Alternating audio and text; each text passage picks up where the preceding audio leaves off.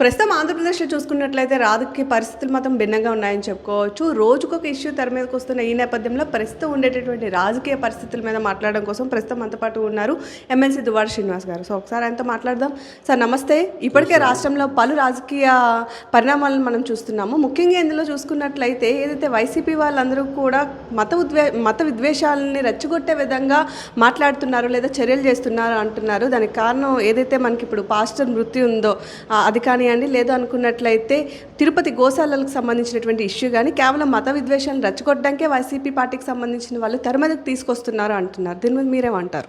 నాకు తెలిసి మత విద్వేషాలను రెచ్చగొట్టేటటువంటి పార్టీ జనసేన ఇప్పుడు కూటమిలో భాగస్వామ్యమైంది. ఈ రాష్ట్రంలో సనాతన ధర్మం గురించి మాట్లాడిన మొట్టమొదటి రాజకీయ నాయకుడిని నేను చూశాను. రాజకీయాల్లో లౌకిక రాజ్యం గురించి మాట్లాడేవారు, అన్ని కులాలు, అన్ని మతాలు, అన్ని జాతులు, మన భారతదేశం ఒక సెక్యులర్ స్టేట్, ఆ రకంగా మాట్లాడేవాళ్ళు చూసాం. కానీ ఇప్పుడు కొత్తగా మన ఆంధ్రప్రదేశ్లో నాది సనాతన ధర్మవాది, సనాతన ధర్మాచారి కొత్తగా పుట్టాడు.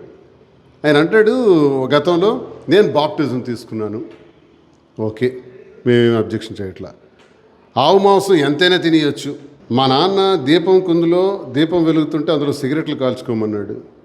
ఇలాంటి వ్యక్తి సనాతన ధర్మం గురించి మాట్లాడటం ఏంటి? సనాతన ధర్మం గురించి మాట్లాడేటటువంటి మాటల్లో భాగంగా మత విద్వేషాలు ఎవరు రెచ్చగొడుతున్నారు? నిన్న తిరుపతిలో సుమారు 200 గోవులు మరణిస్తే గోశాలలో నిర్వాహకం అంత దౌర్భాగ్యంగా ఉందంటే కనీసం పట్టించుకున్న నాదుడు లేక, వాటికి వైద్య సదుపాయాలు లేక, ఆలనా పాలన చూడకపోవటం వల్ల ఇన్ని గోవులు మరణించినాయి. సనాతన ధర్మాచారి ఎక్కడున్నావు? జరుగుతున్నటువంటి అకృత్యాలు, పాస్టర్ జరిగినటువంటి ప్రవీణ్ ప్రకాష్ మీద జరిగినటువంటి ఇట్లపైన కానీ మీరు రెచ్చగొడుతున్నారు. ఆ మత విద్వేషాలు రెచ్చగొట్టి తప్పుడు కేసులు పెట్టి జైల్లో పెట్టాలని చూస్తున్నారు, హింసిస్తున్నారు. ప్రజలు ఇవన్నీ గమనించారు. నువ్వు గతంలో చెప్పిన మాటలు ఏంటి? అధికారంలోకి రాకముందు నువ్వు ఏం చెప్పావు? మేము సూపర్ 6 అమలు చేస్తామని చదివి వినిపించావు. ప్రతి మహిళకు కూడా 19 సంవత్సరాల నుంచి 59 సంవత్సరాల వరకు 1500 రూపాయలు ఇస్తానన్నావు. చంద్రబాబు నాయుడు తయారు చేసిన ఆ మేనిఫెస్టో నువ్వు చదివి వినిపించావు. ప్రతి స్కూల్కి వెళ్ళే ప్రతి బిడ్డకు కూడా 15,000 రూపాయలు ఇస్తామన్నారు. ప్రతి బిడ్డకి జగన్ ఒక్కరికే ఇస్తున్నారు, మేము ప్రతి బిడ్డకి ఇస్తామన్నారు. రైతు భరోసా 13,500 వస్తుంది, మేము వస్తే 20,000 ఇస్తామని చెప్పారు. మరి అలాగే ప్రతి మహిళకు కూడా ఉచిత బస్సు సదుపాయం అన్నారు. 20 లక్షల ఉద్యోగాలు ఇస్తామన్నారు, లేకపోతే నిరుద్యోగ వృత్తి ఇస్తామన్నారు. ఇవన్నీ నువ్వే చదివి వినిపించావు. సిలిండర్స్ 3 అన్నావు. అవి ఏమయ్యాయి అని నేను అడుగుతున్నాను. 5 బడ్జెట్లు ఉన్నాయి రాష్ట్రంలో. 5 బడ్జెట్లు మీకు అవకాశం ఉంది. 5 బడ్జెట్లు 2 బడ్జెట్లు పూర్తి చేసేస్తున్నారు. ఆ 2 బడ్జెట్లలో కూడా మీ వాగ్దానాల ప్రస్తావనే లేదు. ఇంకొన్నవు 3 బడ్జెట్లు. అయిపోయింది ఏడాది కాలం. ఏడాది కాలంలో హత్యలు, నడి రోడ్డు మీద చంపడాలు, సామాన్య కార్యకర్త నుంచి హింసించటాలు, జైల్లో పెట్టటాలు, ఏమైనా అలాగ మాట్లాడితే తప్పుడు కేసులు కట్టి జైల్లో పెడతామని బెదిరించటాలు, ఇది తప్ప మీరు ఏడాదిలో సాధించిందేంటి? పోనీ నువ్వే ఒక మాట అన్నావు, 31,000 మంది మహిళలు తప్పిపోయినారు, అదృశ్యమైనారు వాలంటీర్ వ్యవస్థ వల్ల. కేంద్ర నిఘా బృందాలు నాకు చెప్పే అన్నావు. ఇప్పుడు ఆ కేంద్ర నిఘా బృందాలు మీ అధీనంలోనే ఉన్నాయి, ఎన్డీఏ అధీనంలో ఉన్నాయి కదా. మరి 31,000 మంది మహిళల్ని తీసుకురావయ్యా. నువ్వు చెప్పిన మాటే కదా మేము అంటున్నాం. వాళ్ళని ఎక్కడో వెనుకపెట్టు. వాళ్ళ తల్లిదండ్రులు, వాళ్ళ అన్నదమ్ములు, ఆ కుటుంబాలు ఎంత ఎదురు చూస్తున్నాయో తెచ్చిపెట్టు. లేకపోతే ఒకటి ఒప్పుకో, 31,000 మంది మహిళలు అదృశ్యమైనారన్నది అబద్ధం. నేను ఆ రోజు అబద్ధం చెప్పానని ఒప్పుకో. ఒకవేళ నిజమైతే వాళ్ళని తెచ్చిపెట్టు. ఇది మా సూటి ప్రశ్న. ఇలాంటి వ్యవస్థల్ని అస్తవ్యస్తం చేసి సర్వనాశనం చేస్తున్నటువంటి తెలుగుదేశం, జనసేన కలిపి ఆడుతున్నటువంటి ఈ కూటమిలో ఆడుతున్నటువంటి ఈ క్రీనీడలు తప్పకుండా ప్రజలకు ఇప్పుడే చాలా విరక్తి వచ్చింది. మీకు చావు దెబ్బ కొట్టడం ఖాయం. చూసుకున్నట్లయితే ఆంధ్రప్రదేశ్ రాజధాని అమరావతి చాలా ప్రెస్టీజియస్ ప్రాజెక్ట్ అని కూడా మనం చెప్పుకోవచ్చు. గతంలో దీనికి సంబంధించి టీడీపీ పార్టీ 33,000 ఎకరాల భూసేకరణ కూడా చేసింది. అయితే ఇంకాస్త ముందుకు వెళ్తే ఇప్పుడు 44,000 ఎకరాల భూసేకరణ చేయాలని చెప్తూ దానికి బడ్జెట్ కూడా భారీగా వేస్తున్నటువంటి పరిస్థితి ఉంది. దీని మీద పలు విమర్శలు వినిపిస్తున్నాయి, ఒక విధంగా అప్రిషియేషన్ కూడా వస్తుంది. మీరేమంటారు అసలు వీటన్నిటి మీద? ఉత్తరాంధ్రలో ఒక సామెత ఉంది, ఒట్టికి ఎగరలేని ఆవిడంట స్వర్గానికి ప్రయత్నించారు ఎగరటానికి. దిక్కుమాలిన మాటలు చెప్పుకుంటూ 2014 నుంచి 19 వరకు కాలం గడిపారు. అమరావతి నిర్మాణంలో సుమారు 30,000 ఎకరాలు కావాలన్నారు. 51,000 ఎకరాల వరకు సేకరణ జరిగింది. 51,000 ఎకరాలు సేకరణ ఎందుకు అని మేము ప్రశ్నించాం. అంతమంది రైతుల ఆర్తనాదాలు, ఆ నల్లరేగడి భూములు, ఆ భూముల్లో పక్కనే ఉన్నటువంటి నది, దానివల్ల వస్తున్నటువంటి విలయతాండం, ప్రకృతి విలయతాండం, ఈ ప్రమాదాల నుంచి అక్కడ రాజధాని నిర్మాణం సరైనది కాదు అని చెప్పడం జరిగింది. సరే, మీరు నిర్ణయించారు కాబట్టి ఈ రాష్ట్రాన్ని అన్ని మూలల్లో కూడా అభివృద్ధి చేస్తూ రాయలసీమకి హైకోర్టుని కర్నూలు, అలాగే ఇక్కడ రాజధాని విజయవాడలోని మీరన్న ప్రాంతంలోనే కొనసాగిస్తూ విశాఖపట్నాన్ని పరిపాలనా రాజధానిగా చేస్తూ 3 ప్రాంతాలను కూడా అభివృద్ధి చేయాలని జగనన్న ఆలోచనలో భాగంగా మేము ముందడుగులు వేస్తుంటే ఈరోజు మీరు అదృష్టం కొద్ది మళ్ళీ అధికారంలోకి వచ్చారు. ఆ 51,000 ఎకరాల సంగతి ఏంటి? అసలు ఏం చేయబోతున్నారు 51,000 ఎకరాలు? దానిలో ఏమైనా అడుగులు వేశారా? ఆ 51,000 ఎకరాలు సేకరించి ఏ రైతైనా, నాకు తెలియక నేను అడుగుతున్నాను, ఏ రైతైనా నా ఎకరా భూమి నేను ఇచ్చేస్తాను, నాకు అందులో 20 సెంట్లు ఇవ్వండి అని అడుగుతాడా? 20 సెంట్లు డెవలప్ చేసి నాకు ఇవ్వండి అని అడుగుతాడా? ఏ రైతైనా అందుకు అంగీకరిస్తాడా? దానివల్ల రైతుకు వచ్చిన లాభం ఏంటి? ఒకే లాభం వచ్చి ఉంటే మీరు 2014 నుంచి 19 వరకు చూపించినటువంటి మేలు ఏంటి? పోనీ ఇప్పుడు ఏడాది కాలం అయింది, ఏడాది కాలంలో అమరావతి వైపు మీరు వేసిన అడుగులేంటి? ఆ రోజు కూడా డైమండ్ షేప్ ఈనాడు పేపర్లో చూపించారు, ఐఫెల్ టవర్లా కడతామని చెప్పారు. ఇప్పుడు మళ్ళీ ఫోటోలు చూపెడుతున్నారు. అప్పుడు చైనా అన్నారు, సింగపూర్ అన్నారు, జపాన్ టెక్నాలజీ అన్నారు. అవన్నీ పక్కన పడేసినారు, ఏమీ చేయలేదు. ఈ రోజేమో, ఆ రోజు పవన్ కళ్యాణ్ కూడా ప్రశ్నించాడు ఈ విషయాల్ని. పవన్ కళ్యాణ్ చెప్పాడు కదా 1800 ఎకరాలు చాలు రాజధాని నిర్మాణానికి అని చెప్పావు కదా. మరి ఈరోజు 51,000 ఎకరాలకు సంబంధించి ప్రశ్నించడు. వాళ్ళు కూడా 51,000 కాదు, మరో 40,000 ఎకరాలు కావాలంటారు. అందులో ఎయిర్పోర్ట్ నిర్మాణానికి 7,000 ఎకరాలు కావాలంటారు.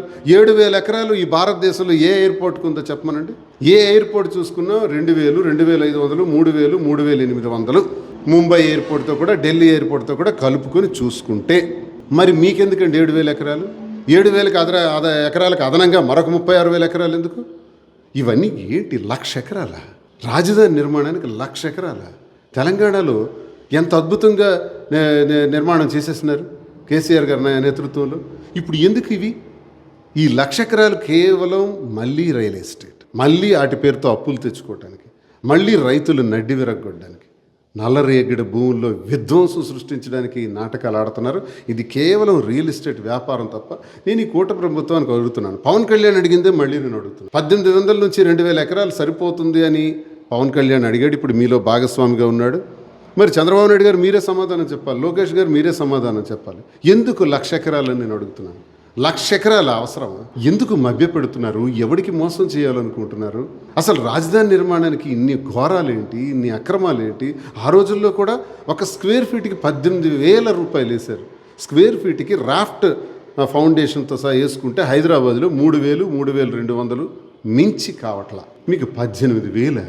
ఇప్పుడు ఎంత వేస్తారో తెలియదు. సార్, యాక్చువల్లీ చూసుకున్నట్లయితే రాష్ట్రంలో బడ్జెట్ చాలా లోట్లో ఉంది, అసలు బడ్జెట్ నిల్లులో ఉంది అంటున్నారు. అలాంటిది ఇప్పుడు రాజధానికి ఇన్ని వేల ఎకరాలు కొనాలి, చేయాలి అంటే అసలు మనకు బడ్జెట్ ఉందంటారు? అదే కదా నేను అడుగుతున్నాను. చంద్రబాబు నాయుడు ఎన్నికలకు ముందు వాగ్దానాలు ఇచ్చేటప్పుడు ఇన్ని వాగ్దానం అమలు జరగటం సాధ్యం కాదు, ఈ రాష్ట్రంలో ఉన్న బడ్జెట్ ఇది, నేను ఇచ్చిన వాగ్దానాలు ఇవి, ఇంతకు మించి నేను కూడా చేయలేనని జగన్మోహన్ రెడ్డి గారు చెబితే, లేదు నేను ఈ వాగ్దానాలను అమలు చేస్తానని ప్రజలకు చెప్పి మోసం చేసిన చంద్రబాబు నాయుడు అసెంబ్లీలోకి వచ్చి ఆ టీవీ వైపు చూస్తే భయం వేస్తుంది. ఈ దిక్కుమాలిన మాట చెప్పడానికే నీకు ముఖ్యమంత్రిగా ఎన్నుకున్నది. మళ్ళీ నీవు 14 సంవత్సరాలు ముఖ్యమంత్రివి, 40 సంవత్సరాల ఇండస్ట్రీ అని చెప్తారు కదా. మరి ప్రపంచాన్ని అభివృద్ధి చేసిందే మీరని చెప్తారు కదా, ప్రపంచాన్ని కనుగొన్నదే మీరని చెప్తారు కదా. మరి ఎందుకు బడ్జెట్ గురించి మీకు నాలెడ్జ్ లేదా, అవగాహన లేదా? ఈ బడ్జెట్ పైన అమరావతి ఎలా పూర్తి చేయాలి? మేము 3 రాజధానులు అన్నాం, ఓకే. మీరు అమరావతి అంటున్నారు, ఎలా పూర్తి చేస్తారు? దానికి బడ్జెట్ ఉందా? అసలు మీరు ఇచ్చినటువంటి సూపర్ 6కి బడ్జెట్ ఉందా? ఆ రోజు 15 లక్షల కోట్లు రాష్ట్ర ప్రభుత్వానికి అప్పు ఉందని ప్రజలకు చెప్పి ఎన్నికల్లో గెలిచారు. సాక్షాత్ గవర్నర్ చేత అసెంబ్లీలో గవర్నర్ గారు లాంటి గొప్ప రాజ్యాంగ హోదా చేత 10 లక్షల కోట్లు అప్పు అని చదివించారు. అంటే 5 లక్షల కోట్లు తగ్గించేశారు. నిజానికి బడ్జెట్ బుక్స్ అన్నీ కూడా వివరాల్లోకి వెళ్తే మీరే 6,42,000 కోట్లు అని రాశారు. 6,42,000 కోట్ల అప్పుని 15 లక్షల కోట్లు అని చెప్పటం ఏంటి? గవర్నర్ చేత 10 లక్షల కోట్లు అని చదివించడం ఏంటి? బుక్స్లో మాత్రం గతి లేక, గత్యంతరం లేక బుక్స్ అన్నీ రహస్యంగా ఎవరికి చేరకుండా చేసి 6,42,000 కోట్లని చూపించడం ఏంటి? ఏది నిజం? మరి నిజాల్లో ఇంత వాస్తవాలు మీకు తెలుసుండి కూడా ఇన్ని వాగ్దానాలు ఎలా ఇచ్చారు? మళ్ళీ 1,00,000 ఎకరాలు ఎందుకు సేకరించాలని చూస్తున్నారు? ఈ భూదందా ఏంటి? ఈ ల్యాండ్ బ్యాంకింగ్ పేరుతో ఈ భూ కబ్జా ఏంటిది? దీన్ని చూస్తూ ఊరుకోం. వైసీపీ దీన్ని తీవ్రంగా ప్రతిఘటిస్తుంది. తీవ్రమైనటువంటి యుద్ధమే చేస్తాం. ప్రజలందరూ కూడా మీ మీద తిరగబడే రోజు ఆసన్నమైందని తెలియజేస్తున్నాను. మీ జిల్లా శ్రీకాకుళం విషయానికి వచ్చినట్లయితే మంత్రి అచ్చెన్నాయుడు జిల్లాని డెవలప్ చేద్దామన్నా సరే ఎవరు కూడా సహకరించరు, జెండాలు పట్టుకొని రోడ్ల మీదకి వచ్చేస్తున్న పరిస్థితి ఉంది. ఇలా అయితే జిల్లా ఎప్పుడు డెవలప్ అవుతుంది అంటున్నారు. ఈ విషయంలో మీరేమంటారు? నాకు తెలిసి వాళ్ళకి 40 సంవత్సరాల రాజకీయం ఎర్రన్నాయుడు దగ్గర నుంచి చూసుకుంటే, రామారావు గారు పార్టీ పెట్టిన తర్వాత 83 నుంచి కూడా చూసుకుంటే, మీరు ఈ జిల్లాకి చేసింది ఏం చెప్పండి? ఎక్కువ కాలం తెలుగుదేశం ప్రభుత్వం అధికారంలో ఉంది. 82 నుంచి చూసుకుంటే మీరు కూడా ప్రభుత్వంతో సమానంగా మీరు అధికారంలో ఉన్నారు. ఈ అధికారంలో ఉన్న సమయంలో నా సూటి ప్రశ్న ఎర్రన్నాయుడు కొడుక్కి రామ్మోహన్ నాయుడికి కానీ లేకపోతే అచ్చెన్నాయుడికి కానీ, ఈరోజు ఇద్దరు కూడా మంత్రిత్వ శాఖలు మీరు చేస్తున్నారు కాబట్టి మీకు నా సూటి ప్రశ్న, ఎప్పుడైనా ఈ జిల్లా కోసం ఒక మంచి పని చేశామని ఎర్రన్నాయుడు దగ్గర నుంచి ఈరోజు వరకు చెప్పమనండి, సూటిగా సమాధానం చెప్పమనండి. చేయలేదే.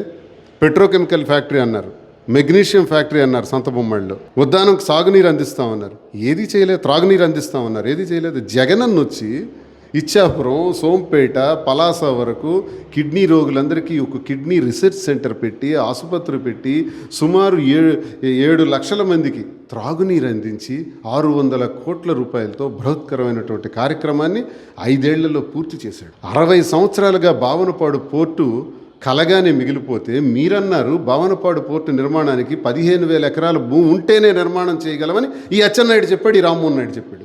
నేను ఆ రోజు అన్నాను, పోర్టుకు 15,000 ఎకరాలు ఎందుకు అని ప్రశ్నించాం. ఆ సేకరణని కూడా మేము వ్యతిరేకించాం, గట్టిగా పోరాటం చేసాం. ఆ హీరింగ్ని కూడా మేము సపోర్ట్ చేయాలి.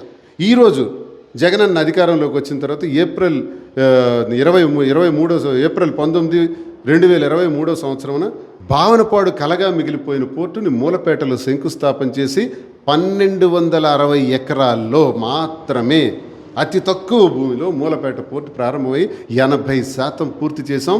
శంకుస్థాపనలకే పరిమితం అయిపోతుందని అన్న అచ్చెన్నాయుడికి, రామ్మోహన్ నాయుడికి 80% పూర్తి చేసి ఏడాదిలోగా షిప్ తెస్తామన్నాం, షిప్ తెచ్చాం.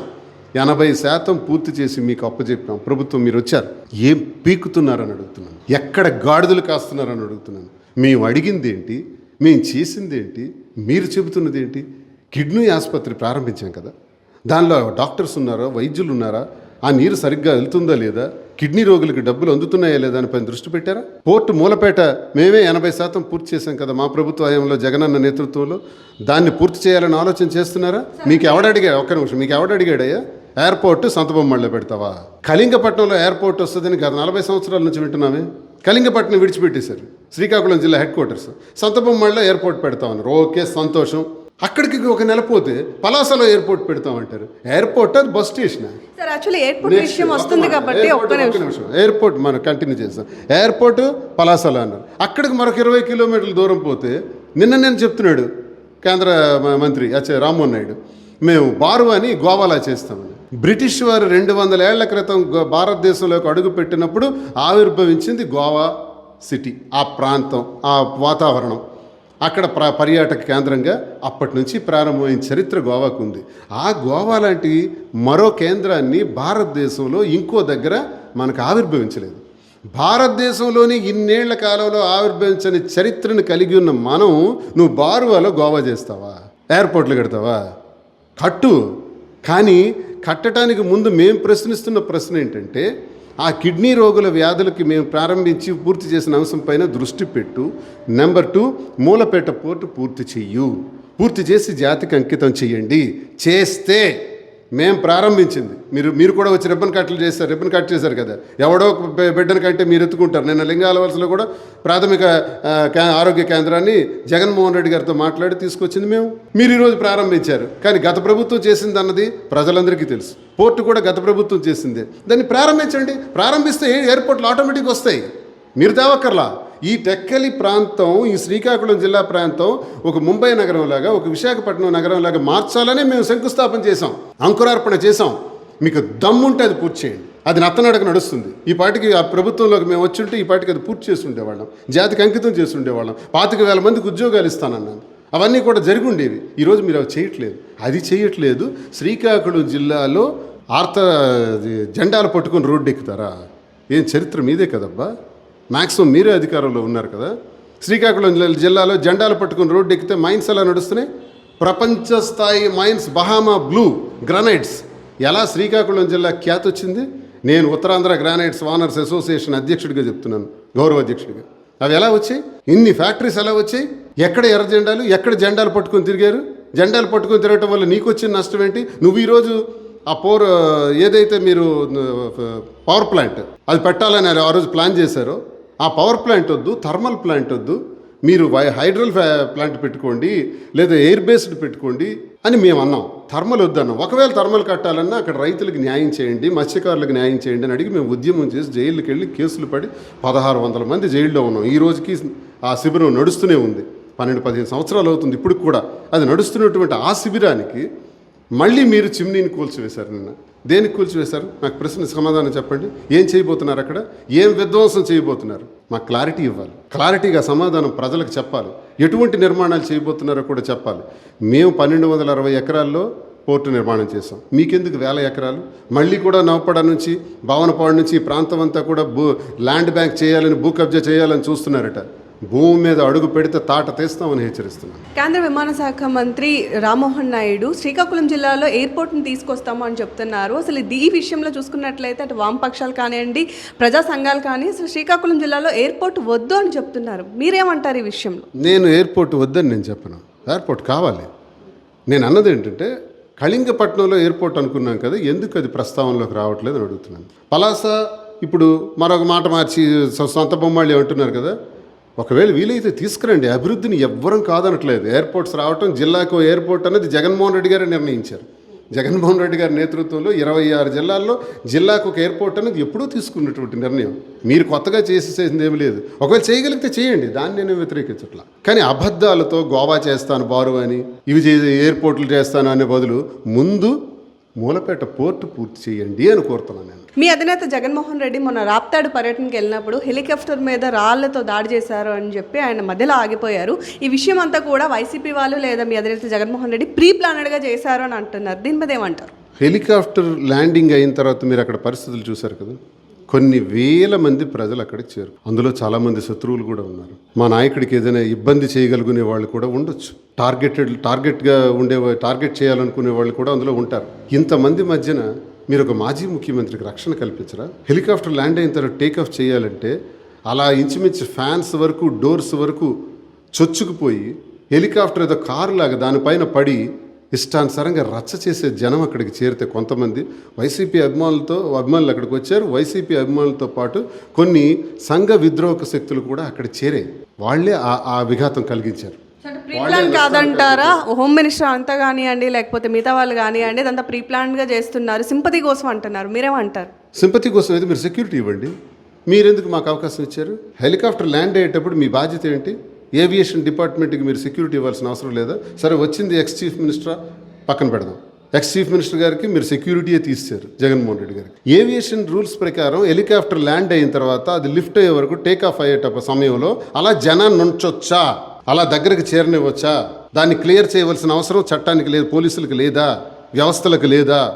ఎందుకు చూస్తూ ఊరుకున్నారు? కావాలనే డిస్టర్బెన్స్ చేయాలని చూశారు కదా. అంత లేకపోతే జెడ్ కేటగిరీ సెక్యూరిటీనే ఇవ్వం కదా అంటున్నారు. సో ఆల్రెడీ సెక్యూరిటీ ఉంది అక్కడ. ఆల్రెడీ మీరు పోలీసు పర్మిషన్స్ అడిగినప్పుడే అది సాధ్యం కాదు, అది కొంచెం కంట్రోల్ చేయలేని ఏరియా అని కూడా మేము చెప్పాము అని చెప్పి అక్కడ ఉన్నటువంటి ఎస్పీ కూడా చెప్పిన పరిస్థితి కనిపిస్తుంది. సో ఓవరాల్గా అసలు ఏమంటారు? నో ఇదంతా పర్మిషన్ లేకుండా ఏవియేషన్ డిపార్ట్మెంట్ రూల్ ప్రకారం కూడా ల్యాండ్ కాదు, హెలికాప్టర్ రాదు.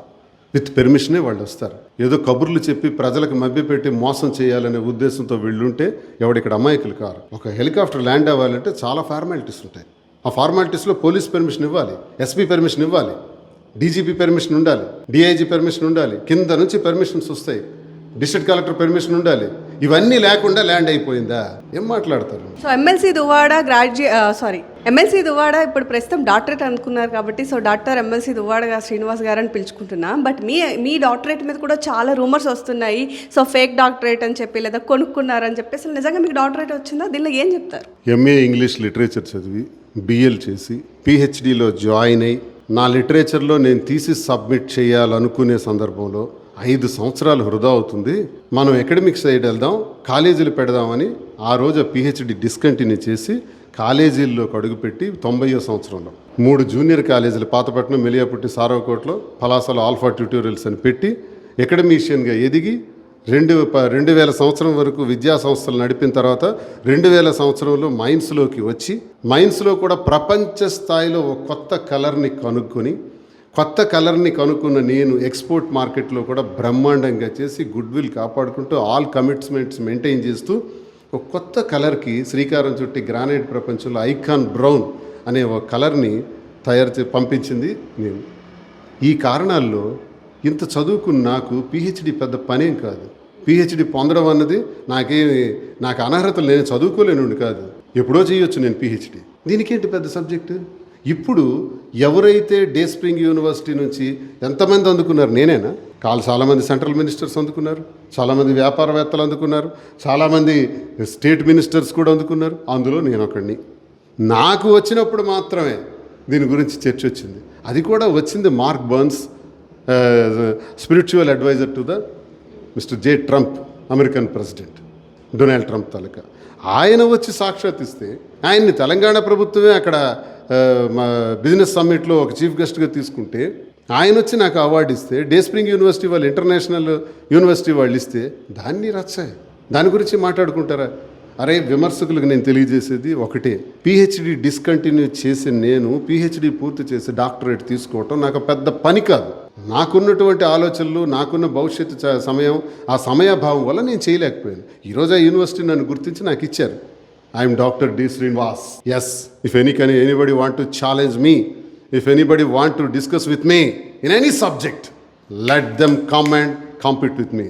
రమ్మనండి, మాట్లాడదాం. ఏ సబ్జెక్ట్ మీద మాట్లాడదాం. రూమర్స్ ఎవరో జనసేన బ్యాచ్, ఐటీడీపీ బ్యాచ్కి వెళ్ళి ఎవరో మాట్లాడుకుంటారు. ఇది ప్రజలకు సంబంధం లేదు. ప్రజలు ఎవరో మాట్లాడరు. ప్రజలు వేరు, వాళ్ళు వేరు, వెంట్రుకతో సమానం. Yes, I'm doctor D Srinivas. Okay, Duvvada శ్రీనివాస్కి ప్రాణహాని ఉంది కాబట్టి శ్రీకాకుళం జిల్లా నుంచి హైదరాబాద్ పారిపోయారు, అక్కడ ఉంటున్నారు అని వచ్చే వార్తల్లో వాస్తవం ఎంత అంటారు? అది ఇడికి లోపలేసేయండి. దువ్వాడ శ్రీని హైదరాబాద్ పారిపోయాడు అనే వాళ్ళకి మీ ఛానల్ ద్వారా కరెక్ట్ టైం ఇప్పుడు 1:30 అవుతుంది, ఇక్కడే ఉన్న టెక్కల్లో అరెస్ట్ చేసేయండి. బిజినెస్ కోసం వెళ్ళానమ్మా. ఒకప్పుడు కాలేజీలు ఉండేవి, తర్వాత మైన్స్ ఉండేది. మైన్స్ నుంచి వస్త్ర వ్యాపార రంగంలోకి అడుగుపెట్టాను. హైదరాబాద్లో బ్రాంచెస్ కింద ఎక్స్టెండ్ చేసి బిజినెస్ చేస్తున్నా. ఎందుకని ఏపీలో పెట్టలేదు? యాక్చువల్లీ ఏపీ అనేది మీకు దగ్గర, ప్లస్ మీ రాష్ట్రం కదా, ఎందుకని హైదరాబాద్ వెళ్ళారు? బిజినెస్కి లిమిట్స్ ఉండవు, నా ఇష్టం. బిజినెస్ ఎక్కడేం చేస్తాను, బెంగళూరు వెళ్దాం అనుకుంటున్నాను. నెక్స్ట్ హైదరాబాద్లో బ్రాంచెస్ అయిన తర్వాత బెంగళూరులో పెడతా, తర్వాత అవసరమైతే ఇంకా ఇతర రాష్ట్రాల్లో ప్లాన్ చేస్తా, అవసరమైతే ఆంధ్రాలోనూ కూడా పెడతా. దీనికి బిజినెస్కి లిమిటేషన్స్ ఏంటి? ఇక్కడే పెట్టాలి, అక్కడ పెట్టకూడదు. నేను అక్కడ ఉంటాను, ఇక్కడ ఉంటాను. నా వ్యాపారంలో గతంలో ఎలా అయితే వ్యాపారాలు చేశానో నాకు రెండూ ఉన్నాయి. వ్యాపారం ఉంది, రాజకీయం ఉంది. రాజకీయం నా ప్రాణం.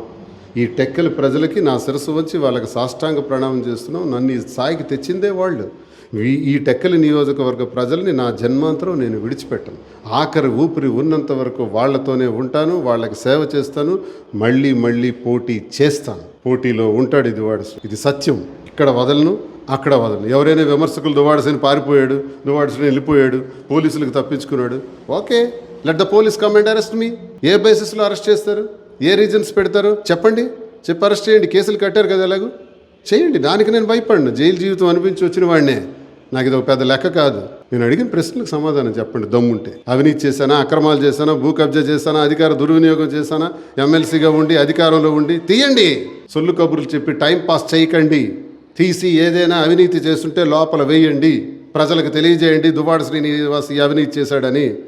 ఇంత ధైర్యంగా అపోజిషన్లో ఎలా చెప్తున్నామో తెలిసి మాట మా క్రెడిబిలిటీ. నిజాయితీగా ఉన్నాం కాబట్టి, అవినీతి చేయలేదు కాబట్టి, ప్రజల ఆశస్సులు ఉన్నాయి కాబట్టి, టెక్కల ప్రజలకు సర్వం తెలుసు. అక్కడ మీరు ప్రశ్నిస్తే వాళ్ళే చెప్తారు. Thank you. సో చూస్తున్నారు కదా, ఇది ప్రస్తుతం రాష్ట్రంలో ఉండేటటువంటి రాజకీయ పరిస్థితులపై దువ్వాడ ఒపీనియన్ అనమాట.